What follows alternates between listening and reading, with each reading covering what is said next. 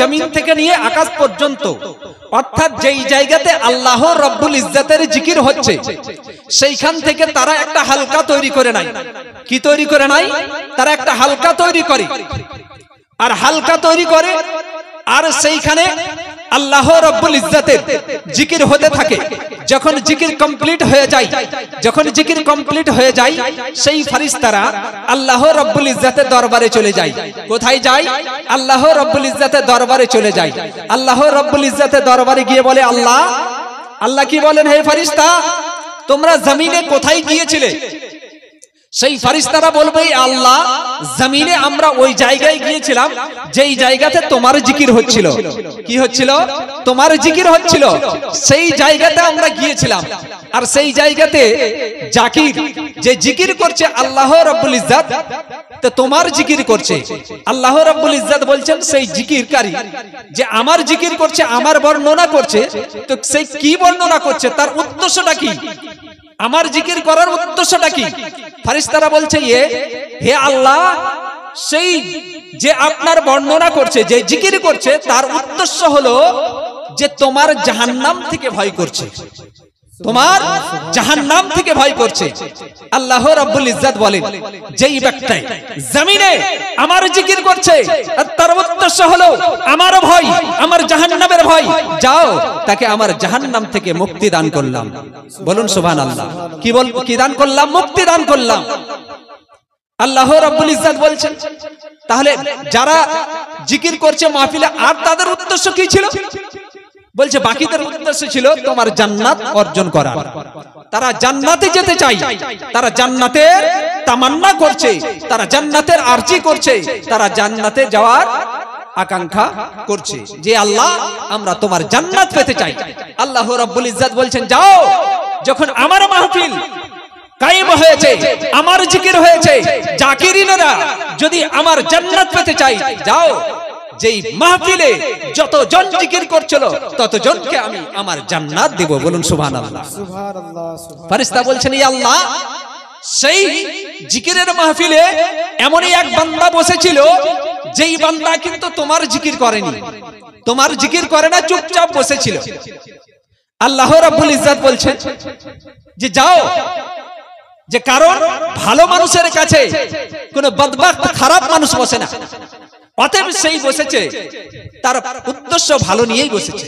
অতএব যেই ব্যক্তি জিকির করেনি, যেই ব্যক্তি চুপচাপ করে বসেছিল, আল্লাহ বলছে যাও, তাকেও আমি ক্ষমা করলাম। বলুন সুবহানাল্লাহ। তো ব্রাদার ইসলাম, আল্লাহ রাব্বুল ইজ্জত বলছেন, ফাযকুরুনি আযকুরুকুম, তোমরা আমার জিকির করো, আমি তোমাদের জিকির করব। তোমরা আমাকে স্মরণ করো, আমি তোমাদেরকে স্মরণ করব। কে বলছেন? আল্লাহ রাব্বুল ইজ্জত বলছেন। মুসিবতে কষ্টে যে কোনো জায়গায় থাকো না কেন, সেই জায়গাতে আমার যারা জিকির করবে তার আমি জিকির করব। একবার হযরতে মুসা কালিমুল্লাহ আলাইহিস সালাতু ওয়াস সালাম এক নিবিড় জঙ্গলের মধ্যে চলে গিয়েছেন। কোথায় গিয়েছেন? নিবিড় জঙ্গলের মধ্যে চলে গিয়েছেন। সেই নিবিড় জঙ্গলের মধ্যে গিয়ে সেই আল্লাহ রাব্বুল ইজ্জতের জিকির করছে। আর হযরতে মুসা কালিমুল্লাহ আলাইহিস সালাতু ওয়াস সালামের ধারণা হলো যে এই জঙ্গলের মধ্যে আমি ব্যতীত হয়তো আর কেউ আল্লাহর জিকির করে না। আল্লাহ রাব্বুল ইজ্জত বলছেন, প্রত্যেকটা পশু পাখি, প্রত্যেকটা তৃণলতার মুখকে খুলে দিল, সবাই নিজের নিজের ভাষায় তারা জিকির করতে লাগলো। সেই জঙ্গল জিকিরে গুঞ্জে উঠল। তখন সেই সাজদায় পড়ে বলছে, আল্লাহ, যেই ধারণা আমি পোষণ করেছিলাম সেই ধারণা হচ্ছে ভুল, কারণ যে তোমার জিকির সব জায়গায় হয়। বলুন সুবহানাল্লাহ। আল্লাহ রাব্বুল ইজ্জতের জিকির সব জায়গাতে হয়। একদিন হযরতে মুসা কালিমুল্লাহ আলাইহিস সালাতু ওয়াস সালাম বলছেন, এ আল্লাহ, তোমার দুনিয়াতে তোমার জিকির করে, তাই না? দুনিয়াতে তোমার জিকির করে, মাটির নিচে কি তোমার কেউ জিকির করে? আল্লাহ রাব্বুল ইজ্জতের কাছে জানতে চাইলো। কে জানতে চাইলো? হযরতে মুসা কালিমুল্লাহ আলাইহিস সালাতু ওয়াস সালাম জানতে চাইলো, এ আল্লাহ, আমরা তো জমিনের উপরে তোমার জিকির করি, কিন্তু জমিনের নিচে কি কেউ তোমার জিকির করে? আল্লাহ রাব্বুল ইজ্জত বলছেন, হে হযরতে মূসা কালিমুল্লাহ আলাইহিস সালাতু সালাম, ইজরিব বিআসাকাল আরদা, ইজরিব বিআসাকাল আরদা। হে মূসা কালিমুল্লাহ আলাইহিস সালাতু সালাম, ইজরিব, তুমি প্রহার করো, বিআসাকা, তোমার লাঠিকে, আরদ, জমিনের উপরে কি করো? হযরতে মূসা কালিমুল্লাহ আলাইহিস সালাতু সালাম কে বলছেন, হযরতে মূসা কালিমুল্লাহ আলাইহিস সালাতু সালাম, তুমি তোমার লাঠি দ্বারা মাটিতে আঘাত করো। হযরতে মূসা কালিমুল্লাহ আলাইহিস সালাতু সালাম সঙ্গে সঙ্গে মাটিতে আঘাত করলেন তার লাঠি দ্বারা। যেমনই আঘাত করলেন ব্রাদার ইসলাম, সেইখান থেকে একখানা কালো পাথর বেরিয়ে আসলো। কি পাথর বের হলো? মাটি ফেটে গেল আর কালো পাথর দেখতে পেলেন। আর সেই কালো পাথর আবার তার লাঠি দিয়ে কালো পাথরে আঘাত করলেন। যেমনই সেই কালো পাথরে আঘাত করলেন, সবুজ রঙের একটা জন্তু বেরিয়ে আসলো। সবুজ রঙের একটা জন্তু বেরিয়ে আসলো। সেই সবুজ রঙের ব্রাদার ইসলাম, সেই জন্তুটা আল্লাহ রাব্বুল ইজ্জতের জিকির করছে। হযরতে মূসা কালিমুল্লাহ আলাইহিস সালাতু সালাম বলছেন যে, হে জন্তু, বলো তুমি কতদিন ধরে মাটির নিচে, আর মাটির নিচে যেই পাথর আছে সেই পাথরের ভিতরে তুমি আল্লাহ রাব্বুল ইজ্জতের জিকির করছো? তো কতদিন ধরে তুমি আল্লাহ রাব্বুল ইজ্জতের জিকির করছো? সেই জন্তু বলতে আরম্ভ করলো যে, আমি একদিন নয়, দুই দিন নয়, আমি জিকির করছি দীর্ঘ 300 বছর ধরে। সুবহানাল্লাহ, সুবহানাল্লাহ। কতদিন ধরে? 300 বছর ধরে আল্লাহ রাব্বুল ইজ্জতের জিকির করছি আমি। হযরতে মূসা কালিমুল্লাহ আলাইহিস সালাতু সালাম বলছেন যে, এই পাথরের মধ্যে তোমার কাম কি এবং তুমি কি খাওয়া দাওয়া করো, কি পান করো? সেই জন্তু বলতে আরম্ভ করলো, হে হযরতে মূসা কালিমুল্লাহ আলাইহিস সালাতু সালাম, শুনুন, এখানে আমার কাম হচ্ছে আল্লাহ রাব্বুল ইজ্জতের জিকির করা। আল্লাহ রাব্বুল ইজ্জতের জিকির ছাড়া আর আমার অন্য কোনো কাম নেই। আর খাওয়া দাওয়া কি করো? বলছে, খাওয়া দাওয়া আমি আল্লাহ রাব্বুল ইজ্জতের জিকির ত্যাগ করি না। কেন ত্যাগ করি না? এই জন্য ত্যাগ করি না, যদি আমি জিকির ত্যাগ করি আর সেই ত্যাগ করার মধ্যেই যদি আমার মওত চলে আসে, তাহলে আমি বিনা জিকিরে মারা যাব। আর আমার উদ্দেশ্য হলো এটাই যে আমি জিকিররত অবস্থায় যেন মারা যাই। সেই জন্য আমি জিকির করতে লেগে মওতের ভয়ে আমি খাওয়া দাওয়া সবকিছু ভুলে গিয়েছি। বলা যাবে না সুবহানাল্লাহ? ব্রাদার ইসলাম, বলার উদ্দেশ্য হলো এটাই যে আল্লাহ রাব্বুল ইজ্জতের দুনিয়াতে জাররা জাররা, পাত্তা পাত্তা, প্রত্যেকটা বস্তু আপনার আল্লাহ রাব্বুল ইজ্জত নিজের ভাষায় আল্লাহ রাব্বুল ইজ্জতের জিকির করে। আল্লাহ রাব্বুল ইজ্জতের জিকির করে, শুধু জমিনে নয়, জমিনের নিচেও আল্লাহ রাব্বুল ইজ্জতের জিকির করে। আমার এই ঘটনাটা বলার উদ্দেশ্য হলো এটাই, উদ্দেশ্য একটাই যে আল্লাহ রাব্বুল ইজ্জত 18,000 মাখলুকাতকে সৃষ্টি করেছেন। কত হাজার? 18,000 মাখলুকাতকে সৃষ্টি করেছেন।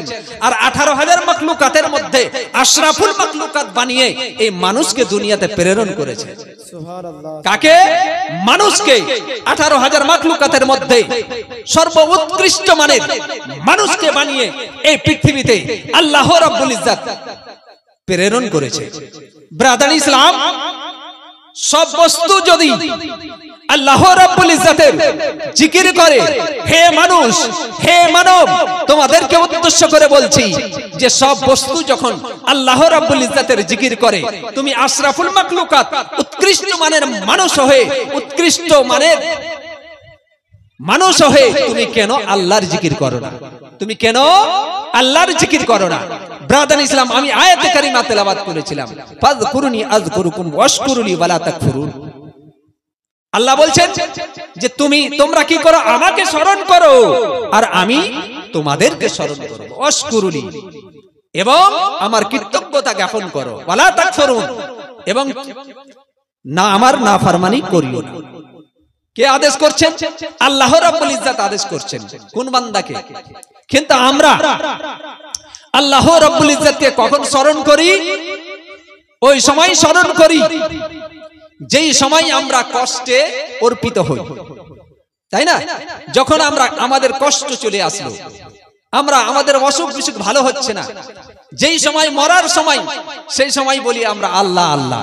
বাকি যখন আমরা আমাদের শরীর যখন সুস্থ থাকে, যখন আমরা সজ্ঞানে যখন চলাফেরা করতে পারি, তখন আল্লাহ রাব্বুল ইজ্জতকে একবারও ডাকি না, আল্লাহ রাব্বুল ইজ্জতকে ডাকার প্রয়োজন মনে করি না। কিন্তু ব্রাদার ইসলাম, যখন আপনি কষ্ট পড়বেন তো 70 বার বলবেন আল্লাহ আল্লাহ আমার সাহায্য করো।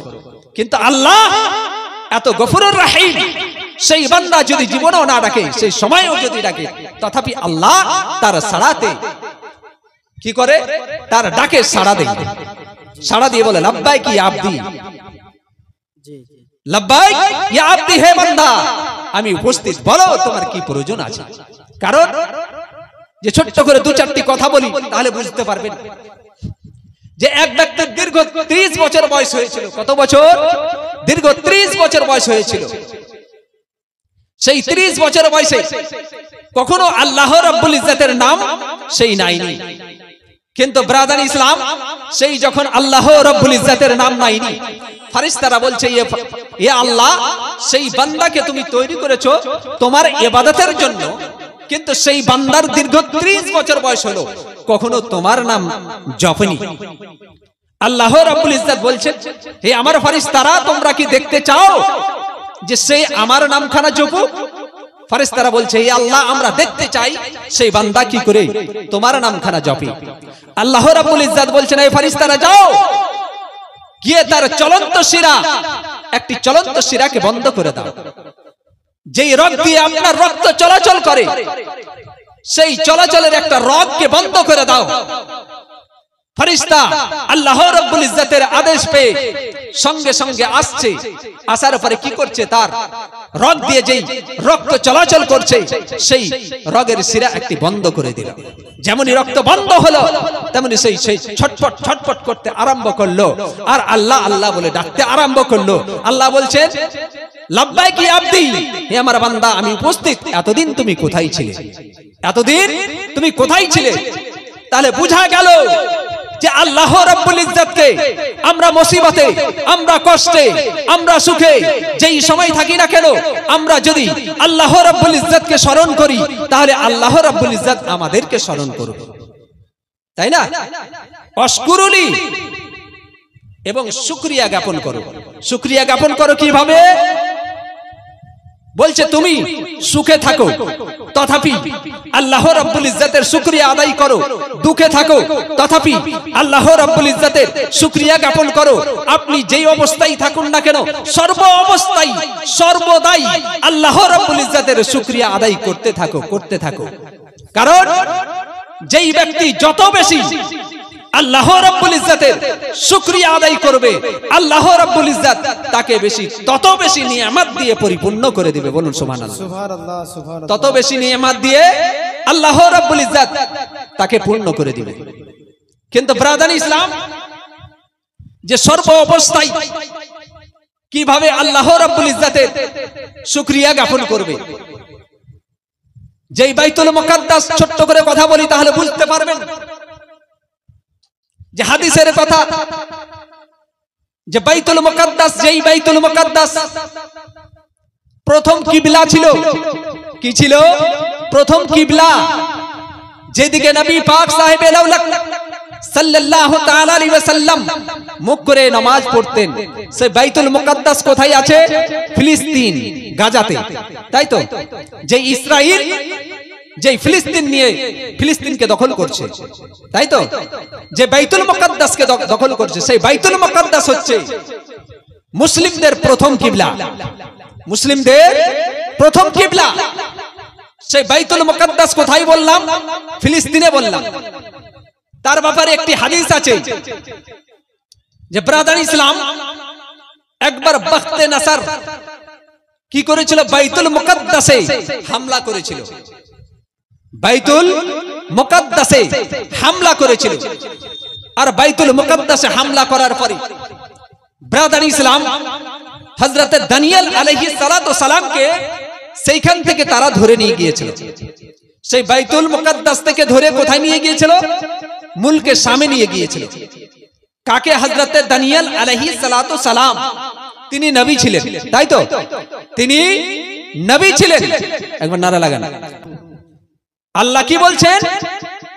যে আমাকে তোমরা স্মরণ করো, আমি তোমাদেরকে স্মরণ করব, এবং আমার কৃতজ্ঞতা জ্ঞাপন করো, আর আমার সঙ্গে নাফরমানি করিও না।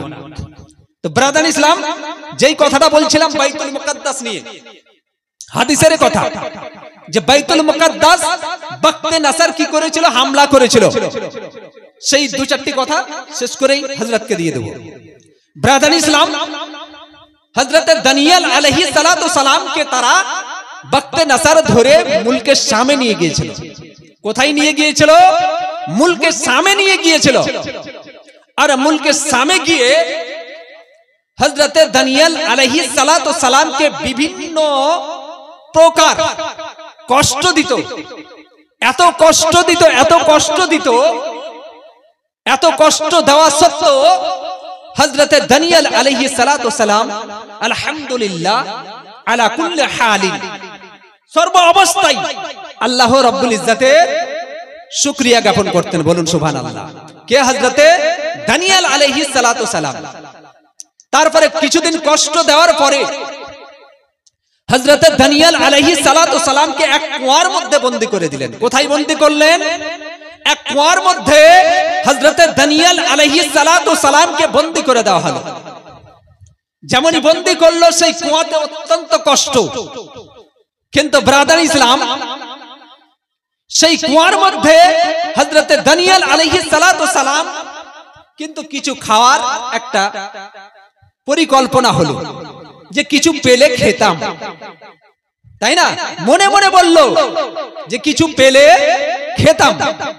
কিন্তু ব্রাদার ইসলাম, আল্লাহ রাব্বুল ইজ্জত সেই হযরত দানিয়েল আলাইহিস সালাতু সালাম কুয়ার মধ্যে বন্দী অবস্থায় আল্লাহ রাব্বুল ইজ্জতকে স্মরণ করেছে।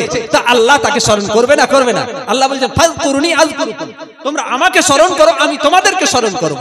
হযরত দানিয়েল আলাইহিস সালাতু সালাম কুয়ার মধ্যে কাকে স্মরণ করছে? আল্লাহকে স্মরণ করছে। তা আল্লাহ তাকে স্মরণ করবে না? করবে না?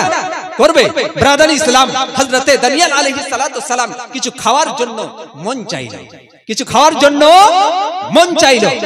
কিন্তু আল্লাহ রাব্বুল ইজ্জত হযরত আরমিনা আলাইহিস সালাতু সালামকে বলছেন যে তুমি কি করো? খাবার তৈরি করো। আর সেই খাবারখানা হযরত দানিয়েল আলাইহিস সালাম পর্যন্ত পৌঁছাতে হবে। হযরত আরমিনা আলাইহিস সালাতু সালাম বলছেন, ইয়া আল্লাহ, খাবার তো তৈরি করব, কিন্তু খাবারটা পৌঁছাবো কি করে?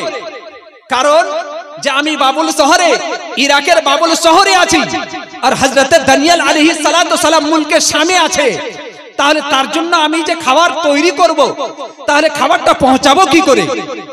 খাবারটা পৌঁছাবো কি করে? ব্রাদার ইসলাম, আল্লাহ রাব্বুল ইজ্জত বলছেন যে তোমার কাজ হচ্ছে, তোমাকে আদেশ করেছি খাবার তৈরি করা, আর পৌঁছে দেওয়ার কাজ হচ্ছে আমার। বলুন সুবহানাল্লাহ। খাবার প্রস্তুত করো। হযরত আরমিনিয়া আলাইহিস সালাতু সালাম খাবার তৈরি করলেন। আর খাবার তৈরি করার পরে ব্রাদার ইসলাম, যখন খাবার প্রস্তুত হয়ে গেল, আল্লাহ রাব্বুল ইজ্জত কি করলেন? যে খাবার তৈরি হয়ে গিয়েছে, চট করে একখানা মেঘের টুকরোকে পাঠিয়ে দিল, মেঘের টুকরোকে পাঠিয়ে দিল। আর সেই মেঘখানা ভাসতে ভাসতে হযরত আরমানিয়া আলাইহিস সালাতু সালামের নিকটে চলে আসলো। আর তিনি কি করলেন? সে খাবার নিয়ে তাতে আরোহণ করলেন। আর সেই মেঘের টুকরো উড়াতে উড়াতে গিয়ে মুলকে শামে গিয়ে, যেইখানে হযরত দানিয়েল আলাইহিস সালাতু সালামকে কুয়ার মধ্যে বন্দী করে রেখেছে ব্রাদার, সেই জায়গাতে, সেই কুয়ার মধ্যে চলে গেল। সেখানে বলছে, তুমি কে? বলছে আল্লাহ রাব্বুল ইজ্জত আমাকে খাবার নিয়ে পাঠিয়েছে। আমার বলার উদ্দেশ্য হলো এটাই, যে ফাযকুরুনি আযকুরুকুম। আল্লাহ বলছেন আমাকে স্মরণ করো, আমি তোমাদেরকে স্মরণ করব। আল্লাহ রাব্বুল ইজ্জত বলছেন, হে দানিয়েল আলাইহিস সালাতু সালাম, তুমি আমাকে স্মরণ করেছো, আমি তোমাকে স্মরণ করেছি, আমি তোমাকে স্মরণ করেছি। ব্রাদার ইসলাম, যেই ব্যক্তি আল্লাহ রাব্বুল ইজ্জতকে স্মরণ করবে, আল্লাহ তাকেও স্মরণ করবে। সেই যত বড় কষ্ট থাকুক না কেন, যত বড় মুসিবতে থাকুক না কেন, কারণ হযরত ইউসুফ আলাইহিস সালাতু সালামকে তার ভাইরা কুয়ায় নিক্ষেপ করে দিয়েছিল। সেই কুয়ায় গিয়ে আল্লাহ রাব্বুল ইজ্জত কে সেই হযরত ইউসুফ আলাইহিস সালাতু সালাম কি করেছিল? স্মরণ করেছিলেন। সেই কুয়ার মধ্যে হযরত আল্লাহ রাব্বুল ইজ্জত হযরত ইউসুফ আলাইহিস সালাতু সালামকে কি করেছিলেন? স্মরণ করেছিলেন। ব্রাদার ইসলাম, হযরত ইব্রাহিম খলিলুল্লাহ আলাইহিস সালাতু সালামকে অগ্নিকুণ্ডে নিক্ষেপ করে দেওয়া হয়েছিল। অগ্নিকুণ্ডে নিক্ষেপ করা সত্ত্বেও তা আগুন তার একটা লোম পর্যন্ত পোড়াতে পারেনি। কেন পারেনি? এই কারণে পারেনি, ফাযকুরুনি আযকুরুকুম। সেই জায়গাতেই কি করেছিলেন? আল্লাহকে স্মরণ করেছিলেন, আল্লাহ তাকে স্মরণ করেছিল, আল্লাহ তাকে স্মরণ করেছিল। ব্রাদার ইসলাম, হযরত নূহ আলাইহিস সালাতু সালামের সময় প্লাবনে এসেছিল, কিন্তু যারা নৌকায় আরোহণ করেছিল তারা আল্লাহ রাব্বুল ইজ্জাতের জিকির করছিল, আল্লাহ রাব্বুল ইজ্জাতকে স্মরণ করেছিল। দুনিয়ার সমস্ত বস্তু, সমস্ত মানুষ মারা গিয়েছিল, কিন্তু যারাই নৌকায় আরোহণ করেছিল তারা কিন্তু মারা যায়নি, তারা কিন্তু আল্লাহ রাব্বুল ইজ্জাতকে স্মরণ করেছিল। এত বড় মুসিবত আল্লাহ রাব্বুল ইজ্জাত তাদেরকে স্মরণ করে সুরক্ষিত রেখেছিল। বলুন সুবহানাল্লাহ। তার জন্য আল্লাহ বলছেন যে ফাযকুরুনি আযকুরুকুম, তোমরা আমাকে স্মরণ করো, আমি তোমাদেরকে স্মরণ করব, আমি তোমাদেরকে স্মরণ করব, নিশ্চয়ই স্মরণ করব। তাহলে আল্লাহ রাব্বুল ইজ্জাতকে স্মরণ করতে হবে না? হবে না? হবে। স্মরণ করলে কি করতে হবে? আল্লাহ রাব্বুল ইজ্জাতের জিকির করতে হবে, তাই না? এই জায়গাতে আল্লাহ রাব্বুল ইজ্জাতের জিকির হচ্ছে, তাই তো? জিকির হচ্ছে, আর সেই জিকির ফেরেশতা এক্ষুনি শোনালাম, ফেরেশতা কি করেছে? হালকা তৈরি করে দিয়েছে। আপনি যেটা তামান্না করবেন এই জিকিরের ময়দানে আল্লাহ রাব্বুল ইজ্জাতের দরবারে সেই ফেরেশতা পৌঁছে দিবে, আর আপনার মনের আকাঙ্ক্ষাকে আল্লাহ স্বয়ং পূর্ণ করে দিবে। বলুন সুবহানাল্লাহ। বলা যাবে না? সুবহানাল্লাহ। ব্রাদার ইসলাম, যে ওয়াশকুরুলি, এবং কি করো? তোমরা শুকরিয়া আদায় করো। তুমি যেই অবস্থায় থাকো না কেন, যত বড় কষ্টে আসুক না কেন, তাই না? যত বড় কষ্টে আসুক না কেন, অত বড় কষ্টে আপনাকে কি করতে হবে? শুকরিয়া আদায় করতে হবে, তাই না? সবর করতে হবে। মুসিবত যদি আসে, কষ্ট যদি আসে, সবর করতে হবে, তাই না? কারণ যে হযরতে আবু তালহার ঘটনা শুনেছেন, তাই না? হযরতে আবু তালহা রাদিয়াল্লাহু তাআলা আনহু বাইরে ছিলেন, আর তার একটা সন্তান ছিল, তার আসার পূর্বেই সেই ইন্তেকাল করে গিয়েছিল। কিন্তু তার যখন বাড়ি এসেছিল, সংক্ষেপে জীবনীতে এগুলো শুনেছেন অনেক, তাই না? ব্রাদার ইসলাম, হযরতে আবু তালহা রাদিয়াল্লাহু তাআলা আনহু বাড়িতে আসছেন, তার স্ত্রী বলছেন, ওগো স্বামী, যদি আমার কাছে যদি কোনো আমানত থাকে, আমানত বুঝেন তো? আমানত কাকে বলা হয়? আমানত বলা হয় 10 টাকার নোট, 100 টাকার নোট। যেই নোটটা আপনাকে আমানত দিলাম, সেই নোট, সেই নম্বরের টাকাটাই ফেরত দেওয়া হচ্ছে আমানত, তাই না? সেটাই হচ্ছে আমানত। আমানত মানে এটা নয় তার টাকা খরচ করে অন্য টাকা দিচ্ছি, আমানত মানে তার টাকাটাই ফেরত দেওয়া, তাই না? ব্রাদার ইসলাম, তার স্বামী বলছে, তার স্বামীকে বলছে যে কেউ যদি আমাদের কাছে আমানত রাখে, আমানত রাখে, আর সেই আমানত খানা যদি ফিরিয়ে নেয়, তাহলে আমাদের কি কোনো অসুবিধা হবে? হযরত আবু তালহা রাদিয়াল্লাহু তাআলা আনহু বলছেন, না, কোনো অসুবিধা হবে না, কারণ সেটা তো তারই প্রাপ্য, সেটা আমানত ছিল আমার কাছে, আমি তাকে ফিরিয়ে দিতে পেরেছি, আমি তাকে ফিরিয়ে দিতে পেরেছি। তার স্ত্রী বলছেন, তদ্রূপ ভাবে আল্লাহ রাব্বুল ইজ্জাত আমাদেরকে, আমাদের সন্তান আমানত স্বরূপ দিয়েছিল, কিন্তু সেই আমানতখানা আল্লাহ রাব্বুল ইজ্জাত ফিরিয়ে নিয়েছেন। বলুন সুবহানাল্লাহ। তাদের এই ধৈর্যের জন্য, এই যে তারা সবর করলো কষ্টে, সেই কষ্টের সবরের তালকিন দেওয়ার জন্য হযরতে জিবরিল আলাইহিস সালাতু সালাম নবী পাকের দরবারে উপনীত হয়েছিলেন, তাই না? কিন্তু যেই অবস্থায় থাকুন না কেন, আপনার কি করতে হবে? শুকরিয়া জ্ঞাপন করতে হবে। কিন্তু আমরা ব্রাদার ইসলাম, পল্লী গ্রামে আমরা বসবাস করি, তাই না? পল্লী গ্রামের মানুষ বেশি আল্লাহ রাব্বুল ইজ্জাতের শুকরিয়া জ্ঞাপন করে না, করে না। ইসলাম সম্পর্কে অতটা জ্ঞাত নয়। আপনি, আপনার একটা ছাগল মারা গিয়েছে, তাই তো? বলছে, আল্লাহ কি দেখতে পাইনি, আমার ছাগলটাই মারলো, তাই না? গ্রাম্য পল্লী গ্রামের লোকেরা বলে, কিন্তু বলা যাবে না, কারণ যে আপনার ছাগলটা মারা গিয়েছে, সেই মুসিবতটা যদি আপনার উপরে যেত তাহলে কি হতো? তার জন্য আপনাকে কি করতে হবে? শুকরিয়া আদায় করতে হবে। আল্লাহ যা করেছেন ভালো করেছেন, আল্লাহ যা করেছেন ভালো, ভালোর জন্য করেছেন। আমরা পল্লী গ্রামে বসবাস করি, ইসলাম সম্পর্কে আমরা অতটা জ্ঞাত নই, ইসলাম সম্পর্কে আমরা জানার আগ্রহী নই, তাই না? আমরা অতটা বুঝি না। আজকে আমরা পল্লী গ্রামে বসবাস করি, আমরা আজকে ঠিক মতো নামাজ পড়তে পারি না, আজকে আমরা ঠিকভাবে সিয়াম পালন করতে পারি না, আজকে আমরা একজন আলিমের কিভাবে সম্মান করতে হয় সেটাও জানি না, একজন বুজুর্গের কিভাবে কিভাবে সম্মান করতে হয় সেটাও জানি না, পিতামাতার কিভাবে সেবা করতে হয় সেটাও আমরা জানি না। কেন জানি না? এই জন্য জানি না, ইসলাম সম্পর্কে আমরা জ্ঞাত নই। ইসলাম সম্পর্কে আমরা জ্ঞাত নই। যাক, আমি ওদিকে যাচ্ছি না। আমি আয়াতে কারিমা তেলাওয়াত করেছিলাম, ফাযকুরুনি আযকুরুকুম ওয়াশকুরুলি ওয়ালা তাকফুরুন, তাই না? শেষ কথা একটা বলে দিই, যার পিতা মাতা আছে, তাই না, পিতা মাতার যত পারবে সেবা করবে। আর যার পিতা মাতা নাই, তার পিতা মাতা কবরবাসী হয়ে গিয়েছে, সেই কবরে গিয়ে তার জন্য দোয়া করবে, তার জন্য দোয়া করবে। সেটাই হচ্ছে সন্তানদের কর্তব্য।